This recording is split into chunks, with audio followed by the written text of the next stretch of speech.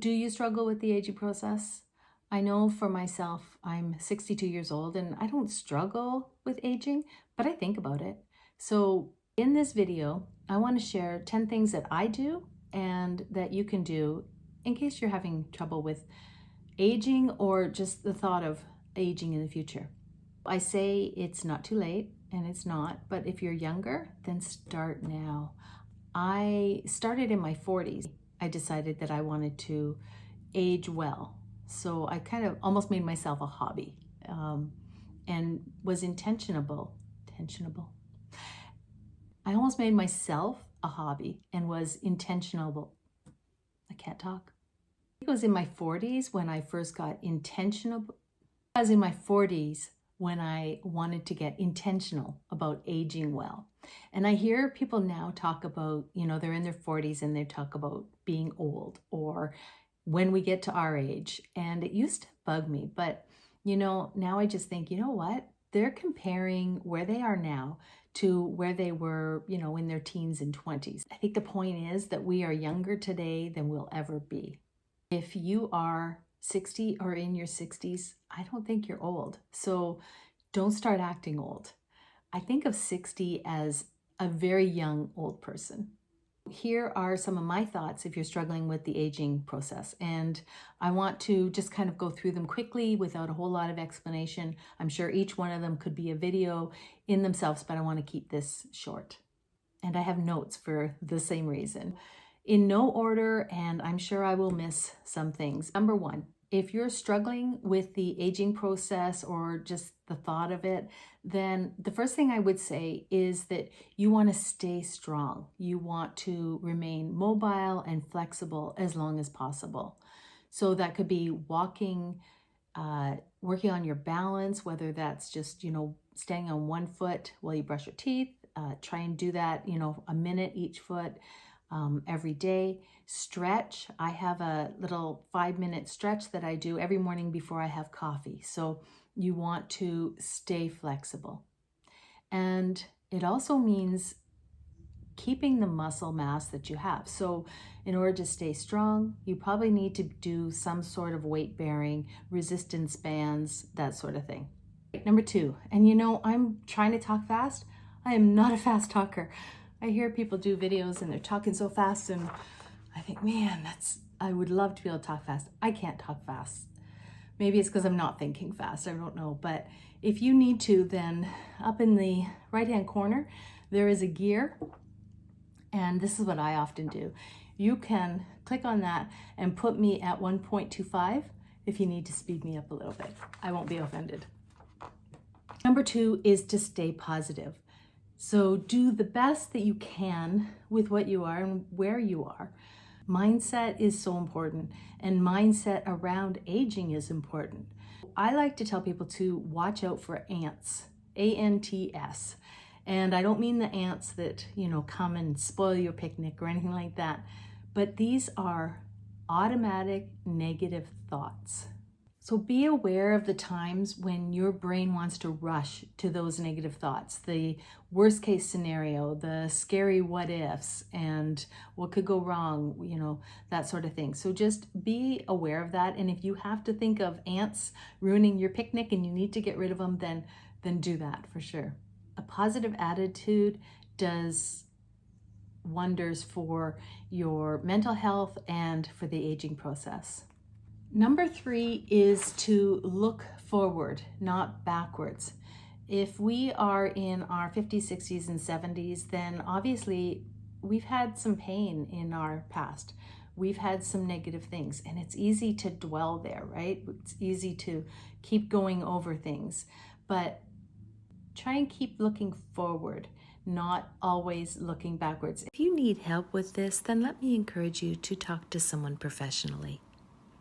One really good way I had it explained, you probably heard this before, but if you're driving in a car, you've got the windshield in front of you and it's a big windshield and you can see the road ahead of you. But you also have a rear view mirror. That rear view mirror is meant for glances, okay? So you're looking ahead, where you're going, everything's wide open, and then every so often you glance up at this rear view mirror because It's not that the stuff behind you isn't important. We need to know for safety on the road. And I think obviously we're going to glance back at things in our past, but we don't want to focus our attention there. Okay. So the attention is to the front.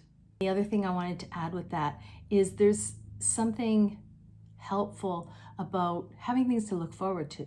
Anticipation, plan, a trip, plan a get together with family or with girlfriends, have things to look forward to, not just, things were so good, I had a good life, but really have anticipation for things that you're going to do, that you want to do, make plans, have goals.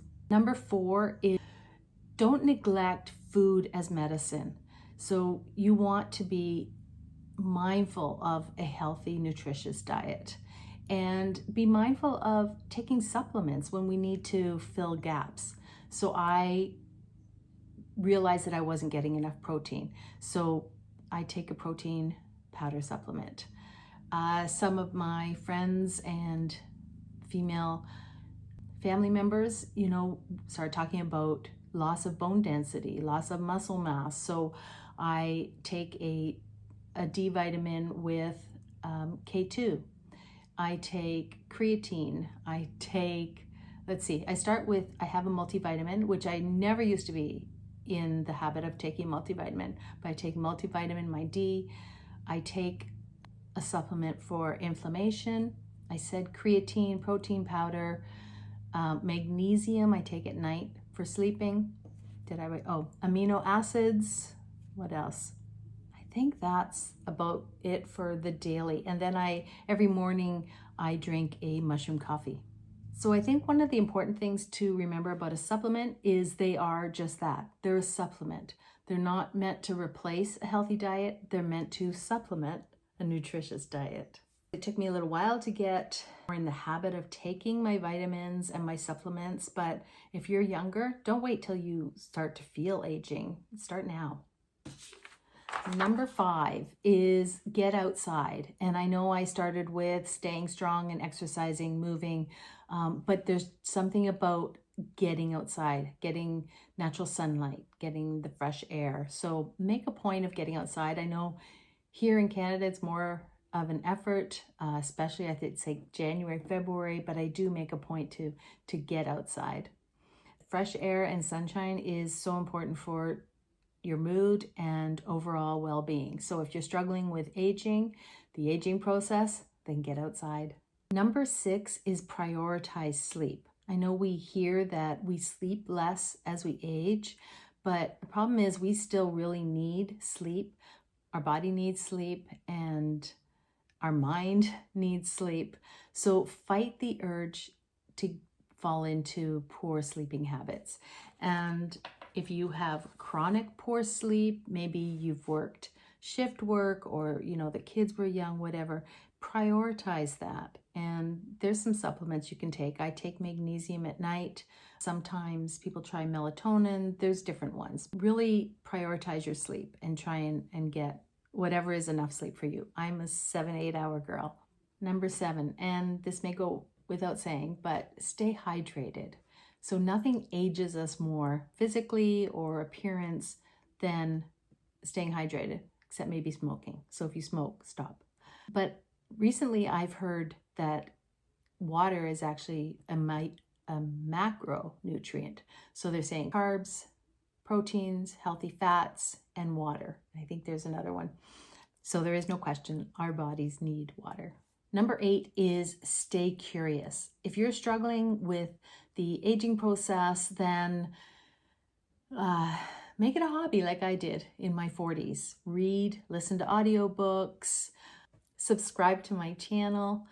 Just continue having a growth mindset and make aging well your new thing. And number 9, maybe you're not struggling with aging or the health changes, but maybe you're struggling with your appearance. And hey, you know what? It makes sense, right? Like we look in the mirror and it's not what we remember. There's changes. It's okay to pay attention to your physical appearance, but let me encourage you not to obsess over it. It's also okay to pay less attention to your appearance. So it's personal. I know women who never wore makeup when, they were working or whatever, and then they started wearing makeup and they love it. There are other women who have always worn makeup and they just say enough, and they tend to wear no makeup or less makeup. There are women who have spent thousands of dollars getting their nails done for many years. One friend of mine said 30 years. And, and then one day she just said, you know what, I'm done. And that's okay. So do what you want to do what you need to do to feel good. But as far as the aging process, let me just encourage you this: don't let it consume you and don't let it define you. Number 10, and this one's no surprise, if you're struggling with the aging process, then practice gratitude. It has a way of putting things into perspective. So I'm not a journaler. I've tried, I really have. Sometimes I would find an old journal and I would, read through it, and it would just bring me back to a time that I had dealt with those things. I didn't need to read it. And then I can't help but think, my kids are going to find these. And for some people that's, they need to know that you had struggles, and they need to know, the things that you went through. I get that. But I also think that it's kind of putting a burden on another generation of things. Again, you may have dealt with that. You have moved so far on, and now it might be something that they have to work through. There might be some guilt involved. There might be some confusion. Anyway, it didn't work for me. That doesn't mean that I haven't been honest or transparent, that my kids think I haven't struggled, because they know I have. And we've talked about things. I honestly feel like they know the things that would be helpful to them to know. They already know that. One thing that I do think it would be kind of neat for my kids to look back on are the things that I'm thankful for, are the things that have sparked joy in my life. So at the end of a day, good or bad, I like to write down 3 to 5 things that I've been thankful for, that have sparked joy. These are simple things oftentimes. So I saw a hummingbird. I had FaceTime with my grandbabies. That was one during the pandemic that, when I read that later, it just brought a smile to my face. Something else I may just write down is that I'm thankful for my morning coffee in a pretty mug. And I also tell people that if you don't have 3 to 5 things to write down at the end of the day that you're grateful for, then you need to write 10 things. So you get the idea. In fact, I actually also have a joy list. It started out as 25 things. It's kind of become a running list, but I'll share that another time. These are things that I can look back on and smile. There are ways to kind of reframe a day or change my perspective to kind of quiet my mind so that I'm ready for a good night's sleep. I'm going to stop there. If you're struggling with aging, then let me encourage you to be patient with yourself. Go over this video again, write your own list.